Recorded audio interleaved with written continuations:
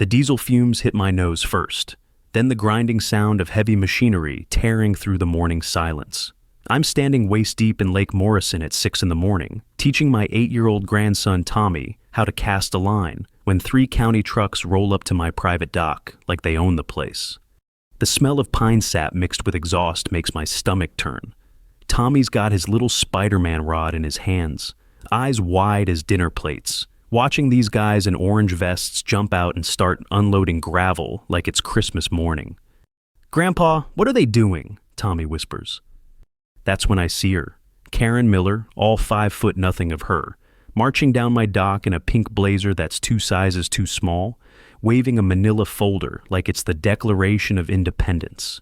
Right behind her, her twin sister Sharon, dressed identical except in blue. These two have been running the homeowners association like their personal kingdom for 3 years now. "Hey!" I shout, sloshing through the water toward shore. "This is private property." Karen turns around with this ice-cold smile that could freeze hell over. "Not anymore, Mr. Harris." She opens that folder and pulls out some official-looking papers. According to Homeowners Association Resolution 47B, this dock is now classified as community waterfront access. My heart starts hammering against my ribs. I built this dock with my dad when I was Tommy's age. Every board, every nail, every coat of weatherproof stain. "You can't just take my dock, Karen." "Read the fine print, Tom." She hands me the papers, but I'm watching the worker with the front loader. He's about to dump a full scoop of gravel right onto my fishing nets. "Stop!" I yell, but it's too late. 3 tons of crushed stone crash down on 15 years of carefully maintained fishing gear. But what really gets me is what happens next. The bucket clips my grandfather's old copper anchor, the one he welded himself in 1962, and sends it flying into the rocks. The ring that connects the chain snaps clean off. Tommy starts crying. Not the fake crying kids do when they want something, but real tears streaming down his face. "They broke Grandpa's stuff!" I pick up that broken anchor, feel the weight of it in my hands. 3 generations of Harris men use this thing. Now it's scrap metal because Karen Miller thinks she runs the world. "Mr. Harris," Sharon pipes up, her voice all syrupy sweet. "We're sorry for any inconvenience, but the community voted on this fair and square." "What vote?" I snap. "Nobody asked me about any vote." Karen's smile gets wider. "Emergency session last Tuesday. Didn't you get the notice?" I think back to Tuesday. I was at the hospital with my neighbor Bart, who was getting his hip checked. "No, I didn't get any notice." "Well, that's unfortunate." Karen tucks the folder under her arm. "Democracy in action, Tom. Sometimes the little guy gets outvoted." The worker fires up his jackhammer, and the sound echoes across the lake like gunshots. Other neighbors are starting to come out of their houses, drawn by the noise. I can see them pointing and whispering. Have you ever had that moment where you realize everything you thought you knew about your life just changed? That's where I was standing, holding my grandfather's broken anchor, watching strangers destroy something I'd spent decades building. Tommy tugs on my shirt. "Grandpa, are we in trouble?" I look down at him, then back at Karen and Sharon, who are now directing the workers like they're conducting an orchestra of destruction. The morning sun catches the metal of that broken anchor, and something hardens inside my chest. "No, buddy," I tell Tommy, but I'm looking straight at Karen when I say it. "We're not in trouble, but somebody else is about to be." The gravel dust was still settling on my boots when I walked up to my mailbox the next morning. What I found there made my blood run cold. 17 official envelopes from the Homeowners Association. 17. I tore through them one by one, and each one felt like a punch to the gut. Violation notice, unauthorized waterfront structures, fine, $800. Violation notice, obstruction of community access, fine, $1,200. Violation notice, failure to maintain shoreline standards, fine, $400. By the time I finished counting, they had me down for $7,400 in fines. For a dock I built on my own land with my own money. The smell of fresh ink on cheap paper filled my kitchen as I spread all these notices across my table. My hands were shaking, not from fear, but from pure rage. I grabbed my phone and called the Homeowners Association office. The phone rang 6 times before this young voice picked up.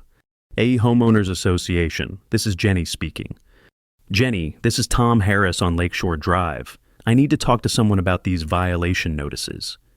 Her voice got real quiet, real fast. "Oh, Mr. Harris, let me see what I can do."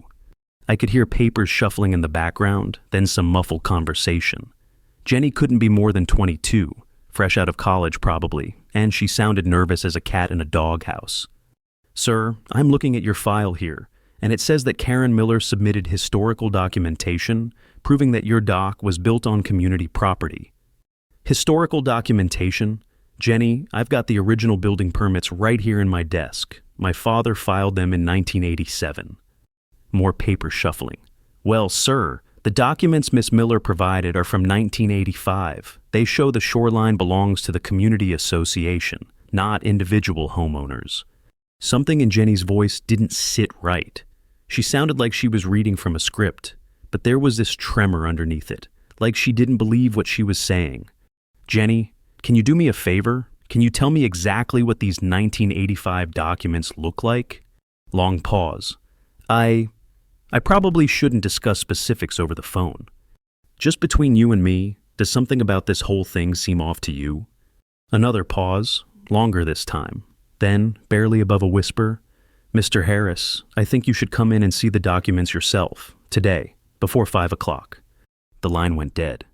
I sat there staring at my phone, that broken anchor from yesterday sitting on my kitchen counter like a paperweight. Something was definitely wrong here. Karen Miller had been planning this for months, maybe longer. You don't just wake up one morning and decide to steal someone's dock. This had been orchestrated.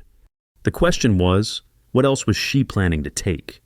I looked out my kitchen window toward the lake. My dock was gone, replaced by some generic wooden platform that looked like it came from a hardware store catalog. Already there were 3 families I didn't recognize setting up beach chairs and umbrellas on what used to be my private shoreline. My phone buzzed. Text message from my neighbor Bart Collins, the guy I'd been at the hospital with on Tuesday. "Tom, heard what happened. We need to talk. Meet me at Murphy's Bar tonight, 7 p.m. Don't mention this to anyone." Murphy's Bar. That's where all the neighborhood business gets discussed, where reputations get made and destroyed over cheap beer and overpriced wings. If Bart wanted to meet me there, it meant this thing was bigger than just my dock. I picked up that broken anchor and felt its weight again. 3 generations of Harris men, and now I was the one who had to figure out how to fight back. That afternoon, I drove to the Homeowners Association office, a squat brick building that used to be a Dairy Queen. Jenny was behind the front desk, looking around like she expected Karen Miller to jump out of a filing cabinet. "The documents are in here," she whispered, pulling out a manila folder.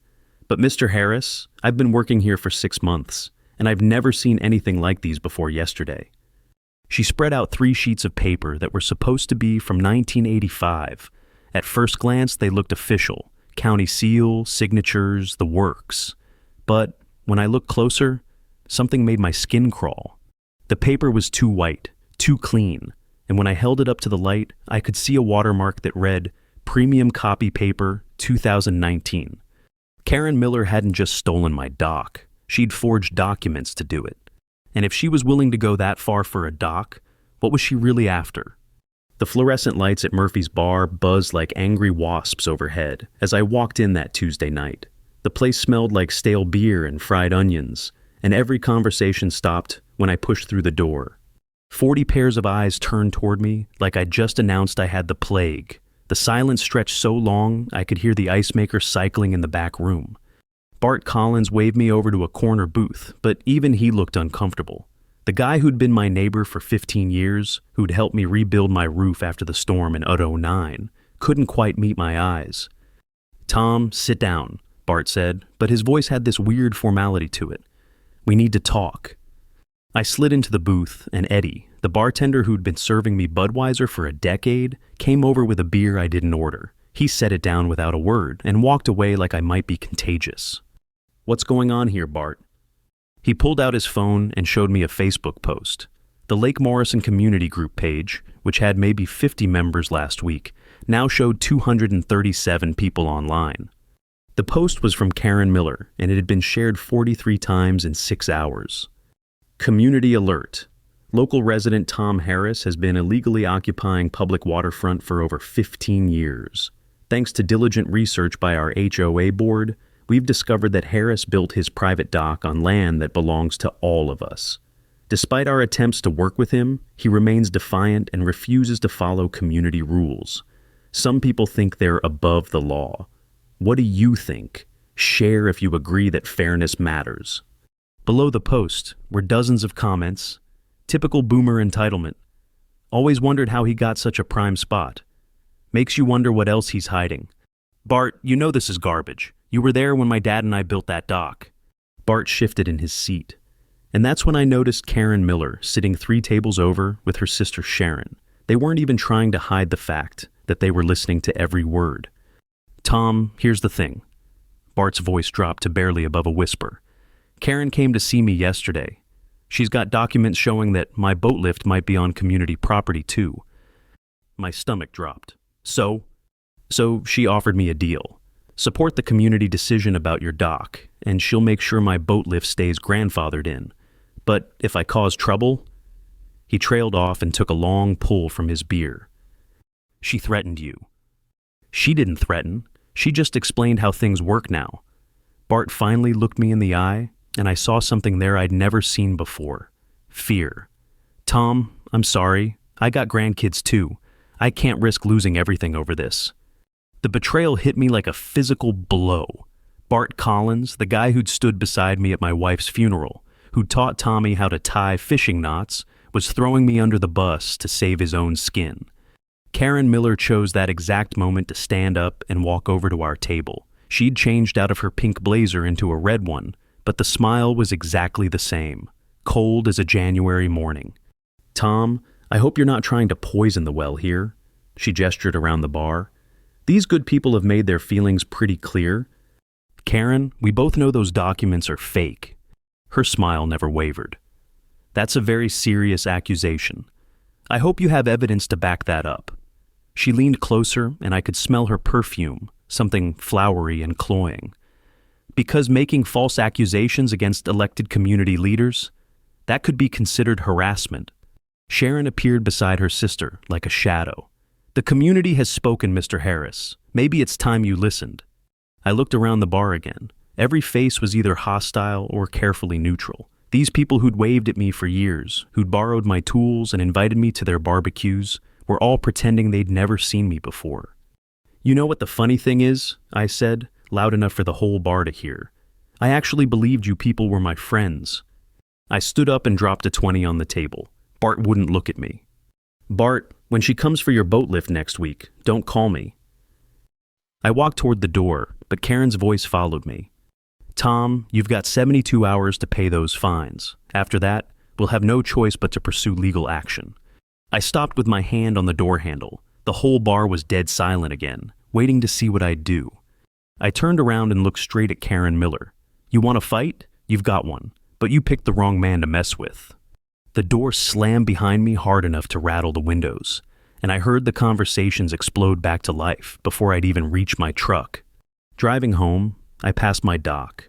3 more families had set up for evening fishing, using the community access Karen had created. Kids were running around on the platform where I used to sit with my morning coffee. But something caught my eye that made me pull over. One of the support posts under the new platform was already starting to lean. Karen's contractors had done a rush job, and it showed. Maybe that was the crack I'd been looking for. Have you ever reached that point where you realize you're completely alone, where everyone you thought you could count on has walked away? That's where I was sitting in my truck, watching strangers enjoy what used to be mine. But sometimes, when you've got nothing left to lose, that's when you become truly dangerous. The smell of old books and dust hit me like a wall when I pushed through the doors of the county library the next morning. I hadn't been in here since my wife Sarah used to drag me to book club meetings, but desperate times call for desperate measures. Dorothy Fletcher looked up from behind the reference desk, her silver hair catching the morning light, streaming through the tall windows. She'd been the head librarian here for 30 years, and if anyone knew where the bodies were buried in this town, it was Dorothy. Tom Harris, she said, adjusting her reading glasses. Haven't seen you since Sarah's memorial service. How are you holding up? Been better, Dorothy. I need to look at some old property records. She studied my face for a long moment, then glanced around to make sure we were alone. This wouldn't have anything to do with that business down at the lake, would it? Word travels fast in a small town. You heard about that? Honey, Karen Miller's been crowing about it all over town. Says she's finally putting an end to the old boys club that's been taking advantage of community resources. Dorothy's voice had an edge to it I'd never heard before. She also mentioned she's got her eye on a few other problematic properties. My blood went cold. Other properties? Dorothy motioned for me to follow her toward the back of the library, past the fiction section, and into a room I'd never seen before. File cabinets lined every wall from floor to ceiling, and the air smelled like old paper and forgotten secrets. Tom, I've been watching Karen Miller operate for 2 years now. Ever since she got elected to the HOA board, she's been in here every few weeks, requesting copies of old deeds, property surveys, building permits. Dorothy pulled out a thick folder from one of the cabinets. Always very polite, always very official, but something about it never sat right with me. She spread out a map of the entire Lake Morrison community on a large table. Red X's marked at least 12 different properties, including mine. What are the X's for? Properties Karen has requested records for in the past 6 months. Dorothy pointed to each mark. Your dock, Bart Collins' boat lift, the Hendersons' gazebo, Mike Crawford's workshop, the community garden that 3 families maintain together. The pattern was becoming clear.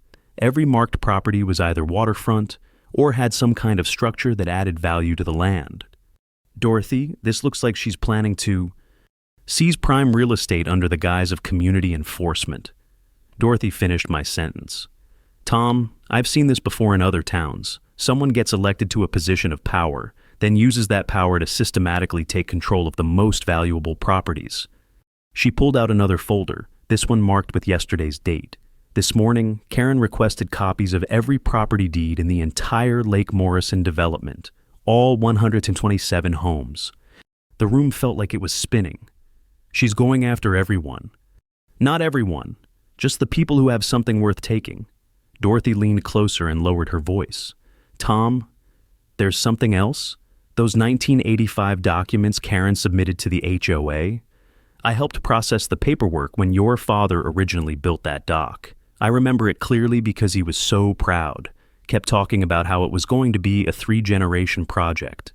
She pulled out a manila envelope and carefully removed a photocopy. This is the real property survey from 1985. See how the lot lines are marked? Your dock is clearly within your property boundaries. I stared at the document. The lines were crystal clear. My dock, my shoreline, my property, all legal, all documented, all mine. Dorothy, this proves Karen forged those documents. It proves she lied. But Tom, you need to understand something. Karen Miller isn't working alone in this. She's got connections at the county level, and she's been very careful to make sure all her paperwork looks official. My phone buzzed. Text message from an unknown number. Mr. Harris, this is Jake Morrison from Code Enforcement. I need to inspect your property tomorrow at 10 a.m. regarding violations of shoreline regulations. Please be available. Dorothy saw my face change. What is it?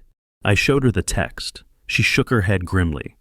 She's escalating. Code enforcement means she's trying to build a case for legal action. Can they actually take my property? If they can prove you've been in violation of community standards for an extended period, they can force you to pay penalties that might exceed the value of your home. And if you can't pay, she didn't need to finish. I picked up that real property survey and folded it carefully into my jacket pocket. Dorothy, I need you to do me a favor. Make copies of everything in Karen's request file. All of it. Tom, I could lose my job. Dorothy, if Karen gets away with this, she won't stop with my dock. Look at that map. She's coming for everyone eventually. She looked at the red X's scattered across the map, like a disease spreading through our community. You're right. Give me 20 minutes. While Dorothy worked the copy machine, I walked over to the window and looked out toward the lake. From here, I could see my old dock location, now bustling with families who had no idea they were part of Karen Miller's larger scheme. But I could also see something else. That support post I'd noticed last night was leaning even more now. Karen's rush job was already failing, and when it did, someone was going to get hurt. Maybe that was exactly the opening I needed. Dorothy handed me a thick envelope. Everything Karen requested in the past 6 months. Tom, be careful. She's got more power than you think, and she's not afraid to use it. I tucked the envelope under my arm. Dorothy, when this is all over, remind me to make a donation to the library. Walking out into the bright morning sun, I felt something I hadn't felt since this whole mess started. Hope. Karen Miller might have forged documents and turned my neighbors against me, but she'd made one crucial mistake. She'd underestimated how much a man will fight when someone tries to steal his grandfather's legacy. And tomorrow, when that code enforcement officer showed up, I was going to be ready for him. The handcuffs were tighter than they needed to be, cutting into my wrists as Sheriff Tom Burke walked me toward his patrol car. The morning sun felt like a spotlight, and I could see curtains twitching in windows all along Lakeshore Drive as my neighbors watched me get arrested like some common criminal. "Sheriff, this is ridiculous and you know it," I said, but Burke wouldn't meet my eyes. "Tom, I got a warrant here says otherwise. Breaking and entering, destruction of community property, harassment of elected officials." He opened the back door of his cruiser. "Karen Miller's got 3 witnesses who saw you tampering with the new dock last night." 3 witnesses? That was rich. I'd been home all evening, but apparently truth didn't matter anymore in Lake Morrison. The ride to the county jail took 12 minutes, and Burke didn't say a word the whole time. We'd known each other for 20 years, served on the volunteer fire department together, but he was treating me like a stranger who might bite. They processed me like any other criminal. Fingerprints, mugshots, the whole humiliating routine. Then they stuck me in a holding cell that smelled like disinfectant and broken dreams. "Your one phone call," Burke said, sliding a cordless phone through the bars. I called my lawyer, Mike Stevenson, but got his secretary instead. "I'm sorry, Mr. Harris, but Mr. Stevenson is dealing with a family emergency and won't be available for several weeks." Family emergency? Right. I'd bet money Karen Miller had gotten to him, too. So I sat in that cell for 18 hours, listening to drunk drivers and petty thieves complain about their problems, while mine got worse by the hour. When Burke finally let me out the next morning, he handed me a manila envelope. "Your property was searched pursuant to the warrant. This is an inventory of items removed for evidence." My hands shook as I read the list. My grandfather's toolbox, my father's building permits, my camera with photos of the original dock construction. Everything I needed to prove my case, gone. "Sheriff, you know this is wrong." Burke finally looked me in the eye, and what I saw there wasn't the friend I'd known for 2 decades. It was fear. "Tom, I got a job to do and a family to feed. Karen Miller's got friends in high places, and she's promised to make life real difficult for anyone who gets in her way. So you just go along with whatever she wants?" "I go along with what keeps food on my table." He handed me my keys. "Tom, take some advice from an old friend. Pack up and leave town. Find somewhere else to retire. This fight's already over, and you lost." The walk home felt like the longest mile of my life. My truck was still in the impound lot, so I had to walk past every house where people I'd known for years pretended not to see me. When I finally got to my front door, I found it sealed with yellow tape and a notice that made my blood boil. "Condemned pending environmental review. By order of Lake Morrison Homeowners Association, this structure is deemed unsafe for habitation due to potential shoreline contamination.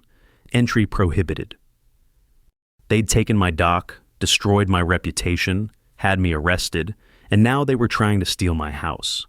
I ripped down that notice and walked inside. The place had been turned upside down. Drawers pulled out, papers scattered everywhere, furniture moved around. They'd been thorough. But they'd missed something. Hidden behind my water heater, wrapped in an old plastic bag, was the envelope Dorothy had given me. Copies of every document Karen had requested, including her own handwritten notes in the margins. I spread them out on my kitchen table, and what I found there made me understand just how deep this conspiracy went. Karen hadn't just been planning to take my dock, she'd been planning to seize control of the entire Lake Morrison development. Notes in her handwriting detailed a scheme to force out longtime residents through escalating fines and manufactured violations, then sell the prime properties to a development company called Lakeside Luxury Holdings. At the bottom of one page, a phone number with the notation, LL Holdings, 15% commission on each forced sale. Karen Miller wasn't just a power-hungry HOA president. She was getting paid to destroy our community. My phone rang, unknown number again. Tom Harris?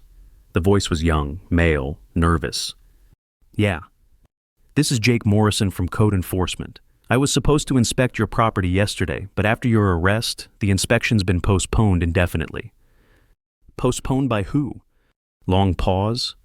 Mr. Harris, I probably shouldn't be calling you, but something about this whole situation doesn't feel right.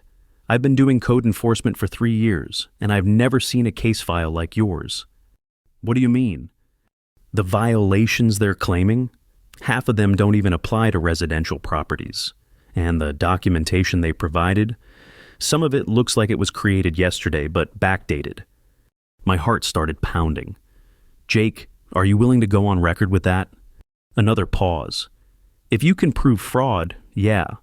But Mr. Harris, you need to know something else. There are 12 other properties scheduled for the same kind of inspection yours was supposed to get. All of them waterfront. All of them owned by people who've lived here longer than 10 years. The same 12 properties Dorothy had shown me on the map. Jake, I need to ask you something, and I need you to be completely honest with me. In your professional opinion, is there anything actually wrong with my property? Mr. Harris, your property is one of the best maintained lots in the entire development. If there were real code violations, I'd have cited you years ago. After Jake hung up, I sat in my ransacked kitchen, holding my grandfather's broken anchor and looking at the evidence spread across my table. Karen Miller had made one critical mistake in her rush to destroy me. She'd gotten greedy, and greedy people always leave a trail. I picked up my phone and dialed a number I hadn't called in 5 years. It's Channel 7 News. This is Rebecca Martinez. Rebecca, this is Tom Harris. Remember that story you did about HOA corruption in Millfield County? I think I've got a bigger one for you. I'm listening. How would you like to expose a conspiracy to steal an entire lakefront community? The silence on the other end told me everything I needed to know. Sometimes when you've lost everything, when everyone's abandoned you and the system's rigged against you, that's when you discover what you're really made of. Karen Miller was about to find out she'd picked the wrong man to destroy. The smell of bacon grease and coffee filled Murphy's bar as I walked in 3 days later. But this time, the silence was different. Instead of hostile stares, I got curious glances and a few awkward nods. Word was getting around that maybe, just maybe, I wasn't the villain in this story. Jake Morrison was waiting for me in the same corner booth where Bart had thrown me under the bus. The young code enforcement officer looked nervous, constantly checking over his shoulder like Karen Miller might materialize out of thin air. Mr. Harris, I brought everything you asked for. He slid a thick manila envelope across the table. Original inspection reports for all 12 properties on Karen's list. Every single one of them shows 0 violations. I opened the envelope and felt that familiar surge of anger. 12 properties, 12 clean inspection reports, 12 families about to be destroyed by manufactured violations. Jake, there's something else I need to show you. I pulled out my grandfather's broken anchor and set it on the table between us. See this ring where the chain connects? It's been welded 3 times, once by my grandfather in 1962, once by my father in 1987, and once by me in 2003. Jake examined the anchor closely. What's your point? Karen's people threw this anchor into the rocks when they destroyed my dock, but look at this. I showed him a close-up photo on my phone. See that scratch pattern on the metal? That's from hitting concrete. There's no concrete by your old dock location. Exactly, but there is concrete at the county marina where Karen stores her boat. I let that sink in for a moment. Jake, someone moved this anchor to the marina, then brought it back and threw it in the rocks to make it look like collateral damage. Jake's eyes widened. She kept it as a trophy. And that's not all.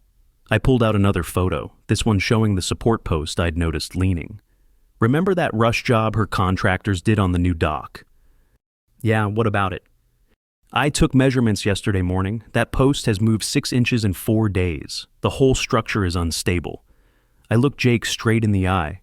When that dock collapses, and it will, someone's going to get hurt, maybe killed. Jake went pale. I have to file a safety report. Not yet. First, we're going to use Karen's own greed against her. I explained my plan, and Jake's nervous expression slowly transformed into something that looked almost like excitement. Mr. Harris, that's either brilliant or completely insane. Sometimes there's not much difference. That afternoon, Jake filed an official inspection report declaring my property in perfect compliance with all county codes. He also filed a safety violation against the new community dock, citing immediate structural concerns requiring emergency evaluation. Within 2 hours, my phone was buzzing with angry calls from Karen Miller. "Tom, I don't know what kind of game you think you're playing, but it stops now." "I'm not playing any games, Karen. I'm just following proper procedures, same as you. The community dock is perfectly safe. My contractors assured me. Your contractors did a rush job with substandard materials, and now families with small children are using an unsafe structure. If someone gets hurt, guess who's liable?" For the first time since this whole mess started, I heard something in Karen's voice I'd never heard before. Uncertainty. "What do you want, Tom?" "I want a community meeting, tonight, 7 o'clock at the community center. Everyone invited." "That's not how—" "Karen, you can call the meeting yourself and look like a responsible community leader. Or I can call it and make you look like someone who endangers children. Your choice." She hung up without another word. At 6:30 that evening, I parked outside the community center and watched cars arriving. Not just the usual HOA crowd, but families I hadn't seen at meetings in years. Word had spread that something big was about to happen. I walked in carrying a cardboard box that contained everything I needed to end this once and for all. Dorothy Fletcher gave me a subtle nod from the back row. Jake Morrison sat near the middle, looking official in his county uniform. Even Bart Collins was there, though he couldn't quite meet my eyes. Karen Miller stood at the front of the room in her signature pink blazer, but Sharon was nowhere to be seen. Interesting. "Ladies and gentlemen, thank you for coming to this emergency community meeting." Karen's voice had that fake sweet tone she used when she was trying to sound reasonable. "We're here to address some concerns that have been raised about our recent community improvement projects." She gestured toward me like I was something she'd found stuck to her shoe. "Tom Harris has requested an opportunity to address the community. In the interest of fairness, I'm granting that request." I stood up slowly, feeling the weight of every eye in the room. "Thanks, Karen. I appreciate your commitment to fairness." I walked to the front and set my cardboard box on the table next to Karen's neat stack of official papers. "Folks, 3 weeks ago, Karen Miller stole my dock. She used forged documents, manufactured violations, and intimidation to do it. But that was never really about my dock." I pulled out the map Dorothy had given me, the one with 12 red X's marking targeted properties. "This is about a systematic plan to seize the most valuable properties in our community and sell them to outside developers for profit." The room erupted in surprised murmurs. Karen's face went white. "Tom, that's a serious accusation. I hope you have proof." I smiled and reached into my box. "Funny thing about proof, Karen, sometimes it comes from the most unexpected places." I pulled out my grandfather's broken anchor and held it up for everyone to see. "This anchor has been in my family for 60 years. When your people destroyed my dock, they threw it in the rocks and broke it. But what you didn't know is that I had a tracking device welded inside it after it was stolen from my truck 2 years ago." The lie rolled off my tongue smooth as silk. "That tracking device showed me exactly where my anchor spent the last 3 weeks. Want to guess?" Karen's confident expression cracked just slightly. "It spent 2 weeks in a storage unit rented by Lakeside Luxury Holdings, the same company that's been paying you 15% commission for every family you force out of their homes." Now the room was completely silent. Karen opened her mouth to speak, but no words came out. "Jake, would you like to tell everyone what you found when you inspected the new community dock?"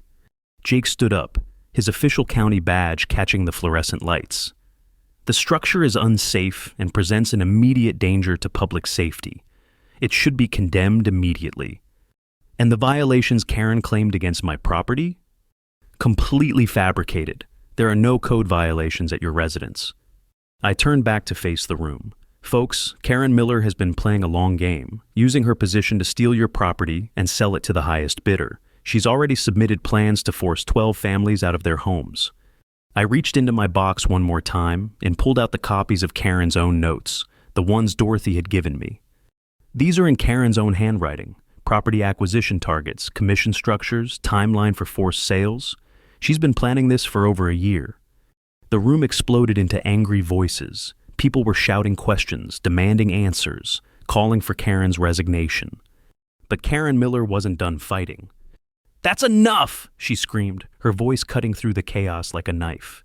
"You people don't understand what this community needs. I've been trying to improve property values, increase community assets, bring in better residents."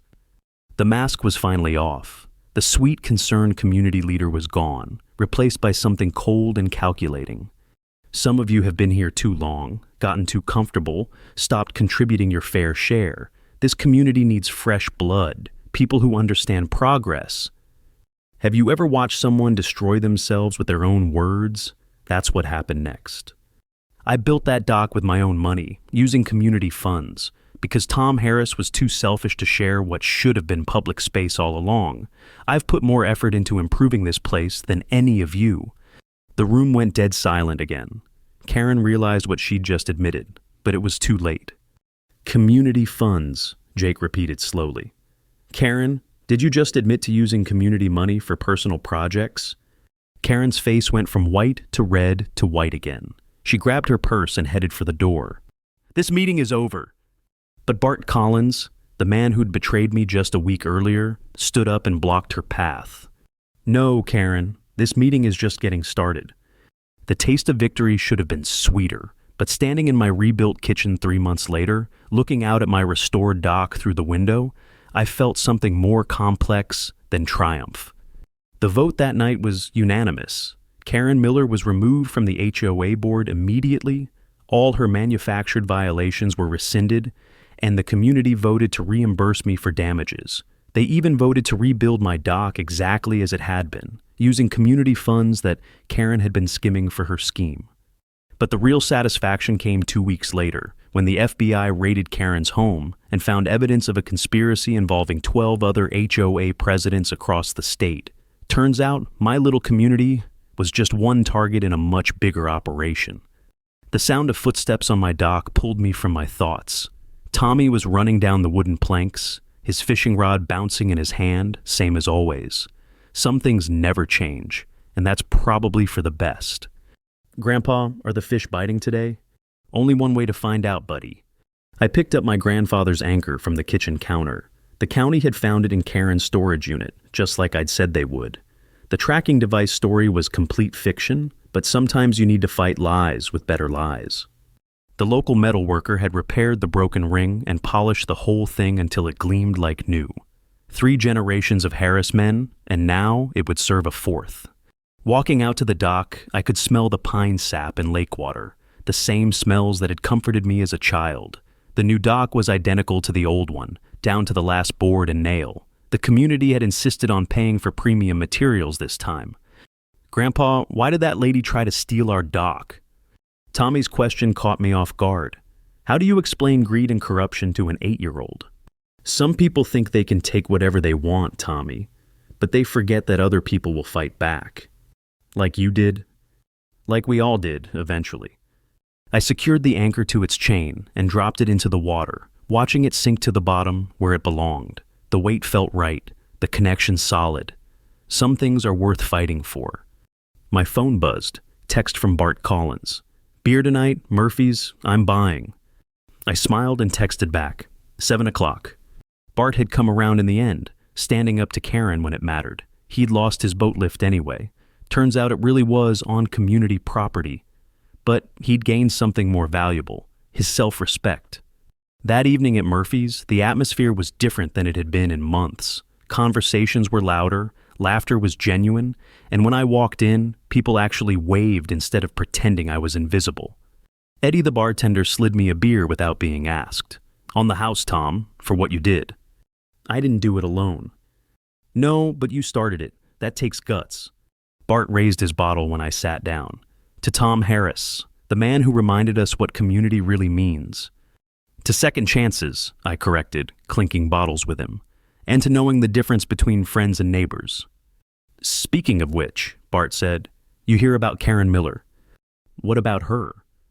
"Prison sentence came down today. 5 years for fraud, conspiracy, and embezzlement. Her sister Sharon flipped on her to avoid charges. 5 years. It seemed like both too much and not enough. You know what the strangest part is? Bart continued. She could have made more money just buying and flipping houses the honest way. But she wanted the power, the control. She wanted to decide who belonged in the community and who didn't.